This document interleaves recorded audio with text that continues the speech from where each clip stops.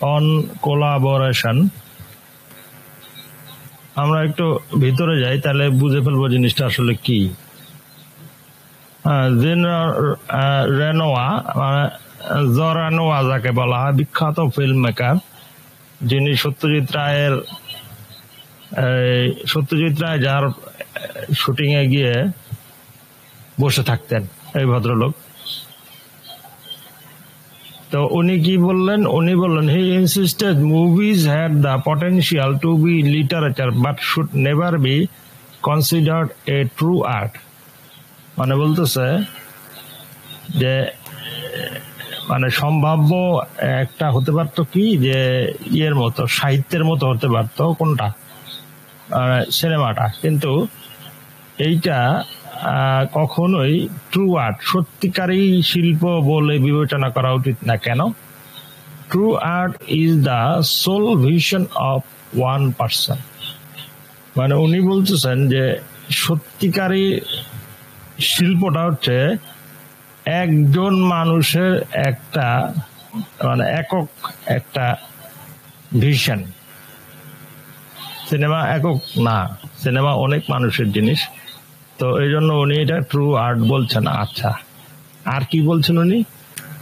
Renoir felt that film, through a great art, was never really a true art in the sense that writing, painting, or music is a true art because too many people are directly involved in its making and outcome. মানে উনি যেটা অনুভব করলেন যে যদিও cinema একটা খুব মহৎ শিল্প, কিন্তু true art in the sense that writing, painting or music, মানে রাইটিং মানে লেখালেখি একটা ব্যক্তিগত কাজ, ছবি আঁকা একটা ব্যক্তিগত কাজ, মিউজিক কম্পোজ করা একটা ব্যক্তিগত কাজ, কিন্তু সিনেমাটা ওইরকম ব্যক্তিগত কাজ না। Too many people are directly involve in its making and outcome. প্রচুর মানুষ লাগে এটা সিনেমা বানাতে, এবং এটা বানাতেও লাগে, এবং এটা শেষ পর্যন্ত যে উপভোগ্য হয়ে ওঠে সেটাও প্রচুর মানুষ লাগে, ডিস্ট্রিবিউশনে প্রচুর লোক লাগে, প্রচুর বড় ব্যাপার একটা। তাহলে কি জিনিসটা দাঁড়াচ্ছে? আসলে দাঁড়াচ্ছে জিনিসটা হচ্ছে film is a collaborative medium, মানে বহু মানুষের অংশগ্রহণ করার একটা media. The film maker depends on others to bring his or her vision to the screen. মানে যারা সিনেমা বানায় তাদেরকে নির্ভর করতে হয় অন্য কোনো মানুষের উপরে তার যে ভিশনটা সেটা স্ক্রিনে দেখানোর জন্য। The technical skill required to make a movie are extremely specialized. মানে সিনেমা বানাতে হলে আপনাকে কিছু প্রযুক্তিগত জ্ঞান থাকতে হবে, যেগুলো একেবারেই বিশেষ ধরনের। And the state of the art is constantly improving. এবং এই যে শিল্পটা, সিনেমা শিল্প যেটা, এটা প্রতিনিয়ত কি করছে? উন্নতি লাভ করছে প্রযুক্তিটা। তার মানে আমরা বুঝলাম যে সিনেমা আসলে একজন মানুষের তৈরি করা জিনিস না, এটা বহু মানুষের শ্রমের ফল। আচ্ছা, রেনোয়া এই কথাটা বলছেন, sometimes a producer or production company has an idea and commission you to develop it into a screenplay, and then you are in collaboration with the producer and director. এই যে মানে আমরা তো পড়ছি একটা স্ক্রিন রাইটিং একটা বই পড়ছি না, তো ওখানে উনি বলছে যে এই স্ক্রিন রাইটিংটাও এইটা কোলাবোরেটিভলি হইতে পারে, মানে অনেক জনের মিলে হইতে পারে।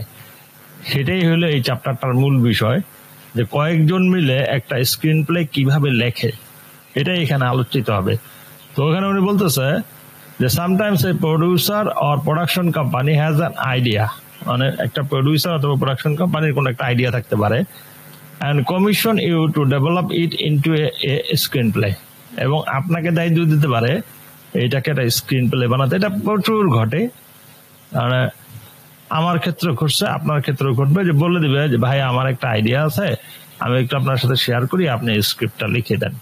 বলবে আমি লিখেছি, হ্যাঁ, যে আমার একটা আইডিয়া আছে, আমি লিখেছি, উনি বানিয়েছেন, মানে অন্য ডিরেক্টর বানিয়েছেন, এরকম কাজ আছে। তার মানে এটা হয় যে আরেকজনের আইডিয়াতে আপনি স্ক্রিন প্লে লিখবেন, and then you are in collaboration with the producer and the director. যেহেতু আপনি প্রডিউসারের একটা আইডিয়া থেকে স্ক্রিন প্লেটা করছেন, সুতরাং ডিরেক্টর এবং প্রডিউসার আপনার এই কাজটার সাথে পুরোপুরি কি করবে, সহযোগিতা করবে, একসাথে থাকবে, তাই না? তো যাই সামনে যাই, দেখি কি বলে আরো। Writers collaborate for different reasons. There are times, at least on some project, when screenwriters thinks it's easier to work with someone else. Most television writers work in teams. আচ্ছা, তো এখানে একটা জিনিস খুব ভালো করে মনে রাখেন যে টেলিভিশন গুলো কিন্তু এই কোলাবোরেশন রাইটিং করায়।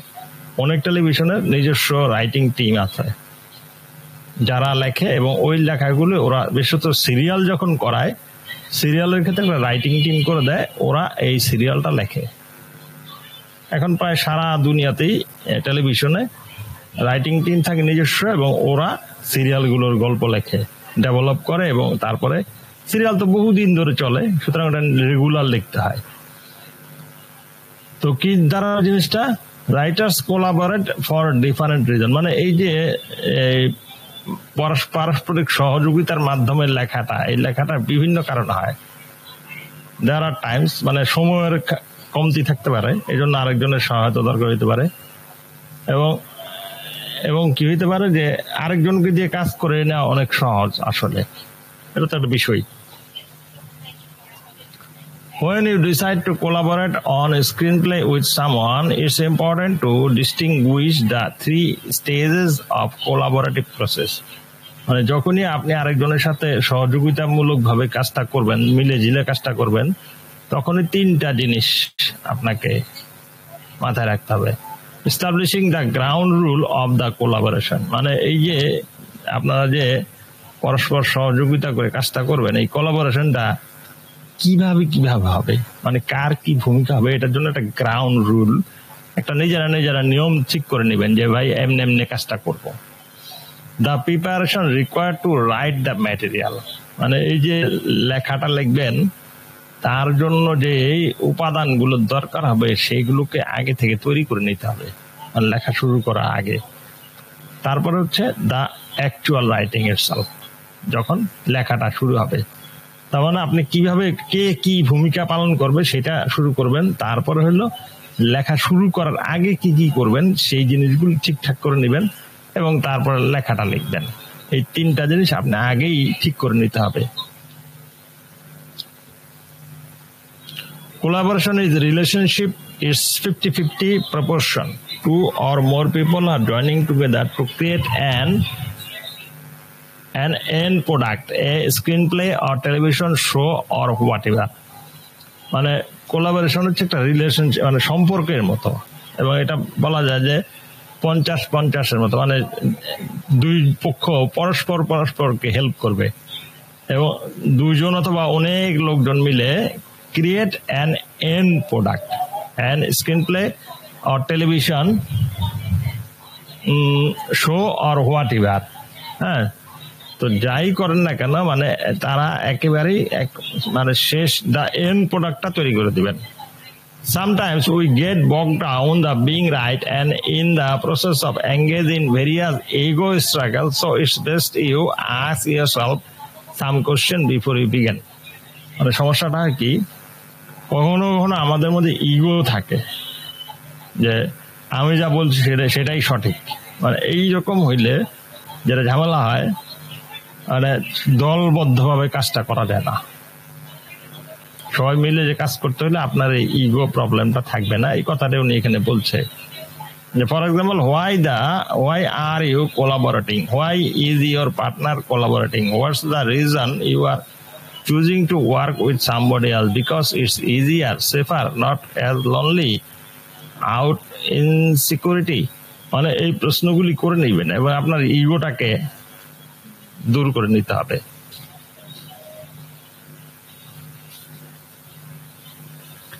I would suggest that you try out different things, make whatever mistake you need to make, and just go through the collaborative process by trial and error until you find the best and easiest way for you and your partner to work together.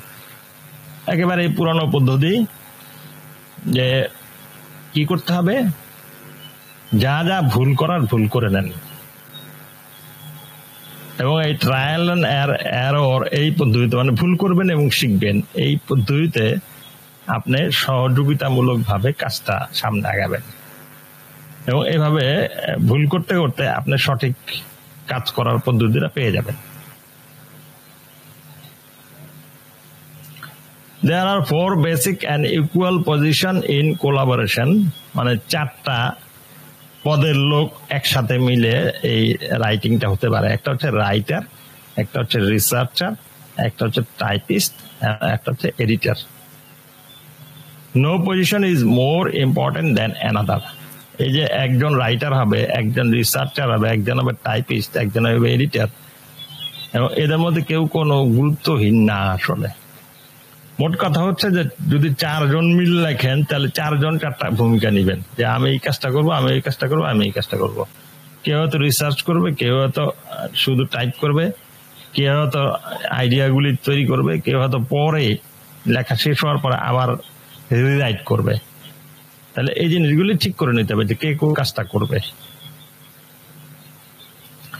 If need be, you might sit down with your proposed partner and write a 2 or 3 page pre-association essay about how you both see your collaboration. Then 10 pages you read his and he reads yours and you both see what you have got. মানে আপনারা দুজন বসবেন এবং দুজনই লিখে নিবেন যে আপনি আসলে আপনার পার্টনারের কাছে কি চান, এবং আপনার পার্টনার লিখবে যে আপনার কাছে সে কি চায়। তারপরে দুজন বিনিময় করে দেখে নিবেন যে কে কার কাছে কি চাচ্ছে। তাহলে বুঝে যাবেন যে আপনাদের মধ্যে আসলে কোলাবোরেশনটা কিভাবে হবে।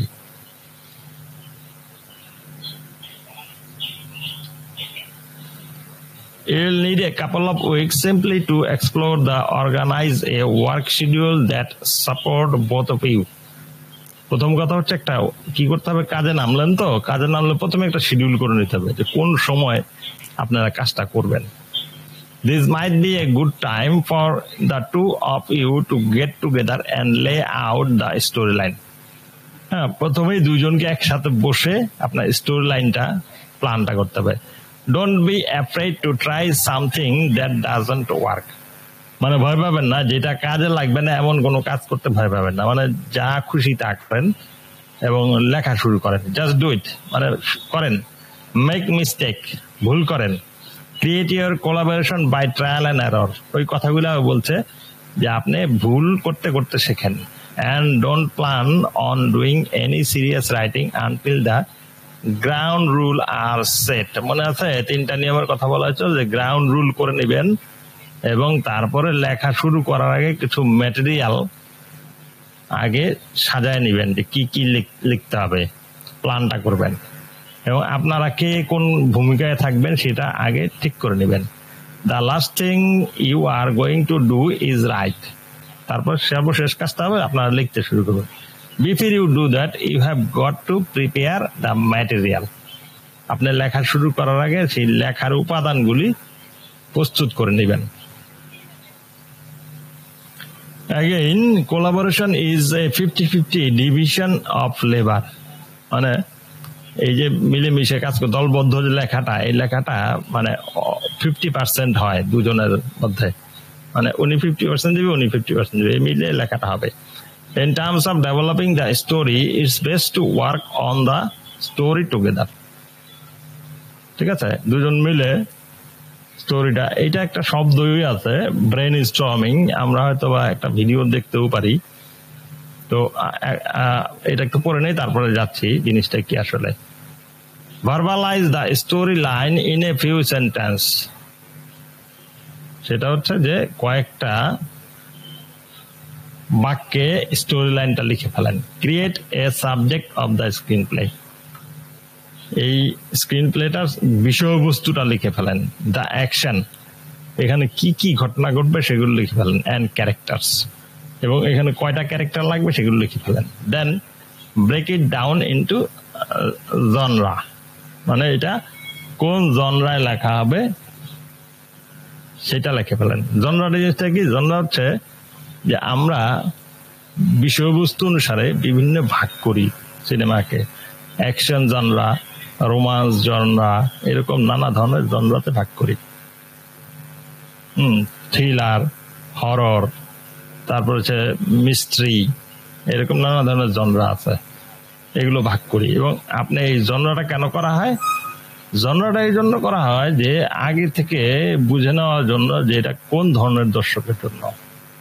কেউ কেউ অ্যাকশন মুভি পছন্দ করে, কেউ কেউ হরর মুভি পছন্দ করে, কেউ কেউ থ্রিলার পছন্দ করে, কেউ কেউ রোমান্স পছন্দ করে। আপনি যদি জনরাটা আগে উল্লেখ করে দেন, তাহলে যারা ফিল্ম দেখতে আসবে ওরা আসলে বুঝে নেবে যে এটা আমি দেখবো না। এই জন্য এটা একটা মার্কেটিং পলিসি যে এইটা করলে সহজে দর্শক পাওয়া যায়। The first thing you have to be clear on is what kind of story you are writing. প্রথমেই পরিষ্কার হতে হবে যে কোন ধরনের গল্পটা আপনি লিখছেন।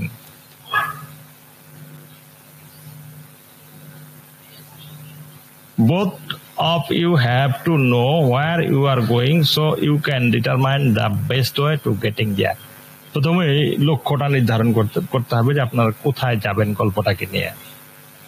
তারপরে কি করবেন? Right character biographies. ওই যে বলছিলাম যে দুইটা বায়োগ্রাফি লিখতে হবে, একটা হচ্ছে চাকরির বায়োগ্রাফি, একটা বিয়ার বায়োগ্রাফি, ওটা লিখতে হবে। You may want to talk about each character with your collaborator. আপনার যে সহযোগী তার সাথে প্রতিটা চরিত্র নিয়ে কথা বলতে পারেন। And then write one biography while your partner writes another. মানে আপনি যদি একটা বায়োগ্রাফি লেখেন তা আপনার পার্টনার লিখবে আরেকটা বায়োগ্রাফি। ধরুন আপনি লিখলেন চাকরির বায়োগ্রাফি, আপনার পার্টনার লিখলো হয়তো বিয়ার বায়োগ্রাফি, অথবা আপনি লিখলেন একটা চরিত্রের বায়োগ্রাফি, আপনার পার্টনার অন্য আরেকটা চরিত্রের biography লিখলো। Or you may write the biographies and your collaborator edits them. অথবা হতে পারে এমন যে আপনি বায়োগ্রাফিগুলি সব লিখলেন এবং আপনার কোলাবোরেটর যে আছে সে কি করলো, সে এগুলোকে এডিট করলো যে না এটা এরকম হবে না, এরকম হবে, এরকম হবে, মানে ডেভেলপ করলো জিনিসটাকে। Start laying out the storyline when you know the ending, the beginning and plot point 1 and plot point 2. আমাদের মনে আছে যে গল্পটার সাথে 4টা খুঁটি লাগে। একটা ঘরের খুঁটি যেমন 4টা লাগে, কি 4টা খুঁটি। গল্পের শেষটা কি হবে, গল্পের শুরুটা কি হবে, প্লট পয়েন্ট 1-এ কি ঘটবে, প্লট পয়েন্ট 2-তে কি ঘটবে। You are ready to expand your storyline in a scene progression using 3x5 cards. আমরা কার্ডের কথাটা জানি যে আমরা অনেকগুলি কার্ডের মধ্যে প্রতিটা দৃশ্যে কি ঘটবে লিখে রাখবো, এবং এইখানে তাই করবো, আমরা কার্ডগুলিতে লিখে রাখবো। এবং এই কার্ডগুলি কিভাবে লিখবো? Discuss it, talk about it, argue about it, just make sure you know your story. মানে এটা নিয়ে তর্ক বিতর্ক হবে, কথাবার্তা হবে, এবং এটা তারপরে গল্পটা কি ঘটবে পুরোটা লিখে ফেলতে হবে, কার্ডগুলি লিখে ফেলতে হবে।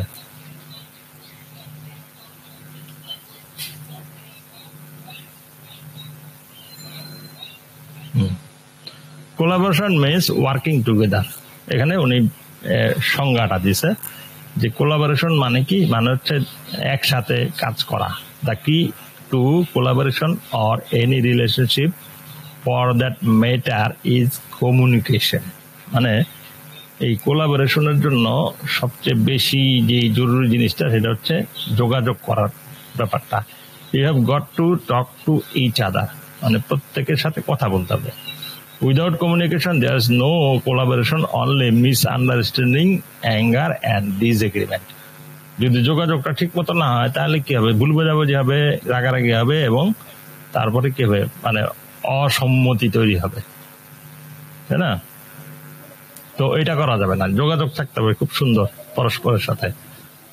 If you decide to collaborate, design the writing experience into 3 stages: the ground rule, the preparation, and the mechanics of writing the material. তার মানে আপনি যদি লিখতে, মানে 2-3 মিলে লিখতে চান, তাহলে কি করতে হবে? 3টা স্টেজে কাজ করতে হবে। একটা হচ্ছে যে গ্রাউন্ড রুল, মানে যে নিয়মগুলো মেনে আপনারা কাজ করবেন একসাথে, সেই নিয়মটা বানাবেন।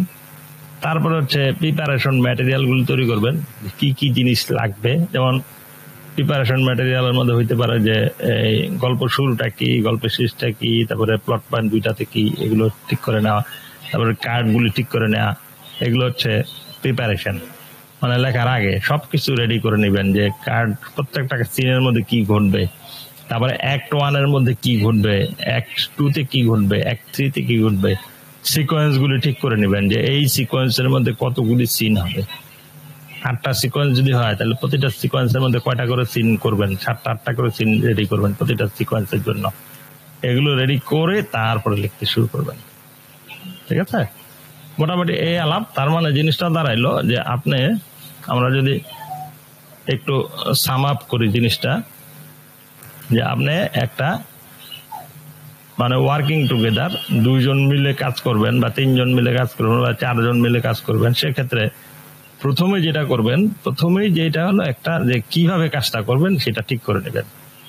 তারপরে হলো যে লেখার আগে যেই ম্যাটেরিয়াল গুলি লাগে সেগুলো সবগুলি জোগাড় যন্ত্র করে নেবেন সব, এবং তারপরে লিখবেন। লেখার ক্ষেত্রে পদ্ধতিটা হচ্ছে প্রথমেই শিডিউল ঠিক করবেন যে কখন লিখবো আমরা। তারপরে শিডিউল ঠিক করার পরে তারপরে রিসার্চ করবেন। রিসার্চ 2 ধরনের, একটা হচ্ছে যে টেক্সট রিসার্চ আর একটা হচ্ছে লাইভ রিসার্চ। টেক্সট রিসার্চ কি, যে বইপত্র, গুগল, ভিডিও, ইউটিউব সব জায়গায় ঘাটাঘাটি করে দেখবেন যে কোনটা কি জিনিস। আরেকটা হলো যে কোনো ক্যারেক্টার যদি দেখতে হয়, দেখা গেল আমার নিজের এক্সপিরিয়েন্সই বলি, যে আমি যখন সিনেমাটা করি, এই যে সাবিত্রী, যেটা পুরস্কার প্রাপ্ত সিনেমা, সেই সিনেমার স্ক্রিন প্লে লেখার জন্য আমি ছিলাম হলো চা বাগানে ছিলাম বহুদিন। চা বাগানে আমি আর ডিরেক্টর 2 জন মিলে ওখানে চা বাগানের শ্রমিকদের সাথে কথা বলি, ওদের সাথে থাকি, ওদের সাথে খাই, ওদের সাথে ঘুরি, ওদের ছবি তুলি, ওদের ভিডিও করি, তারপরে ওদের উৎসব দেখি, ওদের সাথে রাত জেগে বসে থাকি, এবং ওদের মানে ওদের মতো হয়ে যায় একবারে। তারপরে এটা হচ্ছে রিসার্চ ওয়ার্ক। আসলে এই রিসার্চ ওয়ার্কটা আপনার লাইভ রিসার্চ করতে হবে, মিশতে হবে, বাস্তবে গিয়ে দেখতে হবে যে এই যদি আপনার ওই মানে কোনো একটা মানুষ সম্পর্কে, কোনো একটা জাতি সম্পর্কে, কোনো একটা সম্প্রদায় সম্পর্কে যদি আপনার জানা না থাকে, তাহলে আপনার উচিত হবে সেটা লাইভে রিসার্চ করে নেওয়া। এই রিসার্চের সুফল আপনি পাবেন। আচ্ছা, গেল। তারপরে আমরা যখন লিখতে যাব, আমরা এই বইটা পড়ে জানছি যে আমাদের একটা ড্রামাটিক প্রেমিস লাগে। তার মানে আপনার এই গোটা লেখাটার একটা প্রেমিস আপনি ঠিক করে নেবেন, যে এই সিনেমা দিয়ে আপনি দর্শককে কি বলতে চান, দ্যাট ইজ প্রেমিস। এটা ঠিক করবেন। প্রেমিস ঠিক করার পর এখন গল্পটা ঠিক করবেন, যে গল্পটা আসলে কি হবে, প্রথম থেকে শেষ পর্যন্ত গল্পটা কি ঘটবে, এবং সেই গল্পটা এক লাইনে আপনি কিভাবে বলবেন। এক লাইনে বলবেন। যে আমি যদি সাবিত্রী গল্পটাকে এক লাইনে বলি, যে মুক্তিযুদ্ধকালে এক চা বাগান শ্রমিকের মানে কি বলে, চা বাগান শ্রমিকের আত্মদান, এক লাইনে যদি বলি, লগ লাইন যেটাকে বলে, মানে আপনি একটা লাইনে পুরো সিনেমার গল্পটা বলে দিবেন। তাহলে মুক্তিযুদ্ধের সময় একজন চা বাগান শ্রমিকের আত্মদান, এটা হচ্ছে আমার ওই সিনেমার লগ লাইন। গেল। তারপরে আপনি লিখবেন হলো সিনাপসিস। সিনাপসিস কি, গোটা গল্পটাকে আপনি একটা পাতায় কয়েকটা প্যারায় লিখে ফেলবেন। হতে পারে 1-1.5 শব্দ, মানে শব্দ ব্যবহার করে একটা সিনাপসিস লিখবেন। তারপরে লিখবেন চরিত্র শুরু, যে এই গল্পটার প্রোটাগনিস্ট কে, অ্যান্টাগনিস্ট কে, তারপর লাভ ইন্টারেস্ট থাকে, লাভ ইন্টারেস্ট কে, এগুলো লিখবেন। এবং এই ক্যারেক্টারাইজেশন গুলো লিখবেন। ক্যারেক্টারাইজেশনের মধ্যে পার্সোনাল লাইফ লিখবেন, প্রফেশনাল লাইফ লিখবেন, প্রাইভেট লাইফ লিখবেন, 3টা ভাগে লিখবেন, কোনটা কোনটা কিরকম। আরেকটা হলো যে গল্পে কতটুকু থাকবে, মানে এক্সটার্নাল ক্যারেক্টারাইজেশন, ইন্টারনাল ক্যারেক্টারাইজেশন, কতটুকু গল্পে দেখা যাবে, কতটুকু গল্পে থাকবে না, কতটুকু তার অতীত জীবনে থাকবে, এগুলো লিখে ফেলবেন, যে সব গুছাবেন। আমরা কিন্তু মানে প্রিপারেশন গুলি লিখছি, সব লেখার পর এখন হলো যে এই গল্পটা আমরা জানি, এই গল্পের আমরা প্রেমিস জানি, এই গল্পের লগ লাইন জানি, এই গল্পের সিনাপসিস জানি, এই গল্পের ক্যারেক্টারাইজেশন গুলি জানি। এখন আমরা যাবো কার্ড বা ওয়ান লাইনার লিখতে যাব।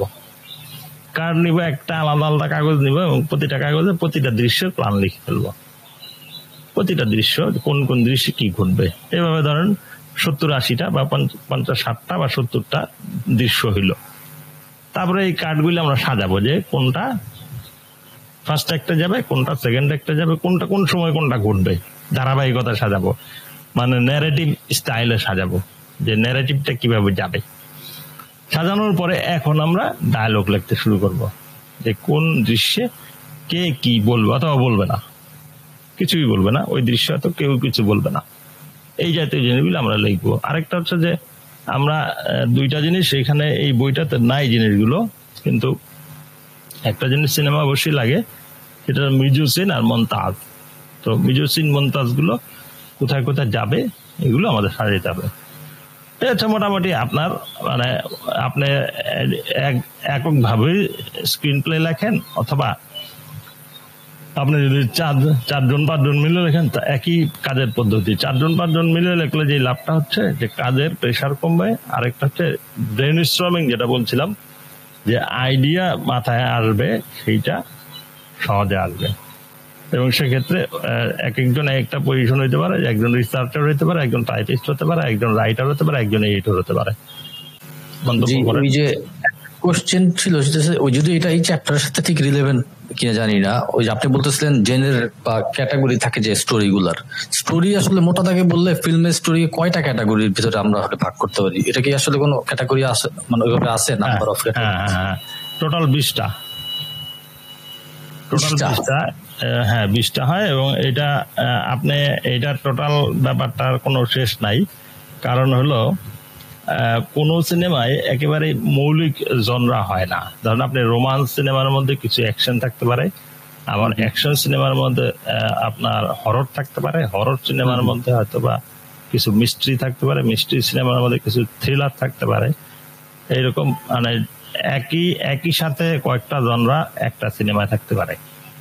তবে হ্যাঁ, সেটা হলো যে নর্মালি যেটা হয় যে কোন সিনেমা একটা জনরাতেই হয়, যে না একাধিক না। শুধু যেমন ওয়ার মুভি বলে একটা জনরা আছে, ওয়ার অ্যাকশন মুভির একটা ধারা।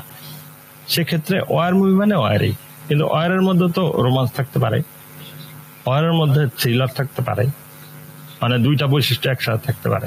ওয়ার মানে যুদ্ধের উপরে মুভিগুলোর কথা বলতেছেন না? হ্যাঁ, মানে এইটা একটা আলাদা জনরা বলা হয়, ঠিক আছে। তো সেক্ষেত্রে এইগুলো মানে এমন হতে পারে যে একাধিক জনরা একসাথে মিলে একটা সিনেমা হতে পারে। আবার আমাদের কি 20টা মুভি 20টা ক্যাটাগরি 20টা জেনারেল মুভি হয় আমাদের দেশে নাকি? মানে আমি তো শুনছি নরমালি রোমান্স হয় সবচেয়ে বেশি, এবং তারপরে অ্যাকশন। আয়নাবাজি যদি বলি, আয়নাবাজি কোন ক্যাটাগরির সিনেমার মধ্যে পড়ে? আয়নাবাজি বলা যায় কি, রোমান্স বলা যায়, তারপরে থ্রিলার বলা যায়, একটা blend of thriller and romance বলা যায়। আচ্ছা, ক্রাইম থ্রিলার বলা যায়।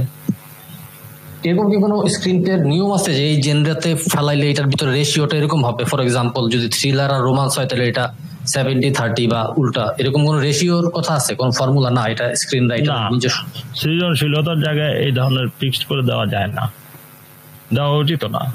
কারণ আপনার সৃজনশীলতা আপনার মতো। তবে কিছু কনভেনশন থাকে যে এইরকম করে আমি দেখাবো, সেই কনভেনশন গুলো মানলে ভালো, না মানলেও ভালো, যদি আপনি তার চেয়ে বেটার কিছু করতে পারেন। মানে সবসময় নিয়ম মানতে হবে এমন কোনো কথা নেই। যদি আপনি নিয়ম যেগুলো আছে তার চেয়ে ভালো নিয়ম তৈরি করতে পারেন, তাহলে নিয়ম না মানাই ভালো। বলিউডের একটা টিপিক্যাল মুভির কথা চিন্তা করি, ওইখানে তো আসলে সবকিছুই থাকে না। মানে মোটা দাগে ওটা রোমান্টিক মুভি হইলে ওটার মধ্যে কমেডি থাকে, ওটার মধ্যে অ্যাকশন থাকে। মানে এটা তো আসলে বোধহয় একটা মানে বাণিজ্যিক জায়গা থেকেও একটা মানে থট কাজ করে যে দিন শেষে আমার অডিয়েন্স রে কিছু হইলেও, মানে আনলেস এটা সত্যজিৎ রায়ের ছবি বা ওইরকম খুব ডেডিকেটেড ফিল্ম মেকারের ছবি যারা কিনা শুধু আর্টটাকেই মাথায় রাখছে, বাণিজ্যিক ক্ষেত্রে তো হচ্ছে সবকিছুকেই রাখতে হয়। মানে এটা কি একটা মানে এটা তো আসলে জেনরার মধ্যে ঠিক কোন সূত্রের মতো পড়ে না আর কি। মানে আপনি যেটা বললেন আর কি, মানে ওই ফ্রিডমটা বোধহয় কাজে লাগাইতেই হয় আর কি। মানে অনেক কিছু চিন্তা করতে হবে। ঠিকই, এক একটা দেশের সিনেমা এক এক রকম হবে, এটাই স্বাভাবিক, এবং এক একটা ইন্ডাস্ট্রি সিনেমা এক এক রকম হবে, এটাই স্বাভাবিক। এখন সেক্ষেত্রে যেটা হইতে পারে যে কোলাবোরেশন করলাম না, কোলাবোরেশন হয়, তো কোলাবোরেশন এইরকম হয় যে ডিরেক্টর এই বিষয়টা নিয়ে আরেকটু আলোচনা আরো শেষের দিকে আছে। ডিরেক্টর একরকম রুচির মানুষ হয়, রাইটার একরকম রুচির মানুষ হয়, প্রডিউসার একরকম রুচির মানুষ হয়, এবং এটা হওয়া স্বাভাবিক। ফলত যেটা হয় যে প্রডিউসার সবসময় চাইবে যে সিনেমাটা ব্যবসা করুক, কারণ তার ওটা দায়িত্বের মধ্যেই পড়ে। তো সেক্ষেত্রে ওর চাওয়াটা ওই রকম হবে এবং সে ওইটা চাইবে। এই জন্য কি করা হয় সিনেমায়, কিছু যেই সব দেশে, যে কোনো দেশের সিনেমাতেই যেই সিনেমাটা বেশি চলে, বেশি মানুষ দেখে, সেই ধরনের সিনেমাগুলি বানানো হয়। এটার মধ্যে অন্যায় কিছু দেখি না যে আপনি দর্শকের উপরে নির্ভর করে সিনেমা বানাবেন, কারণ সিনেমা বানাতে প্রচুর টাকা লাগে, প্রচুর বিনিয়োগ করতে হয়, এবং বড় বড় স্টুডিও গুলো চলতেই পারবে না যদি সেই বিনিয়োগটা না উঠে আসে, এবং সেই বিনিয়োগ তুলে নেওয়াটা অন্যায় না, এবং তাদের আসলে ব্যবসাটা রান না করলে আপনি শিল্প বানাইতেই পারবেন না। এই জন্য আপনার ডিরেক্টর হিসেবে হয়তো আপনি ওটা মানতে বাধ্য না যে ওদের ফর্মুলা মেনেই সিনেমা বানাবেন, কিন্তু যদি সত্যজিৎ রায়ও বলে গেছেন যে আপনি যদি প্রযোজকের টাকা ফেরত না দিতে পারেন তাহলে আপনি সিনেমা বানাতে পারবেন না, এটা সত্যজিৎ রায়ের কথা। যদিও উনি কখনোই মানে সস্তা চটকদার সিনেমা বানান নেই, কিন্তু উনি কিন্তু এইটা মাথায় রেখে সিনেমা বানাতেন যে প্রযোজকের টাকা ফেরত দিতে হবে।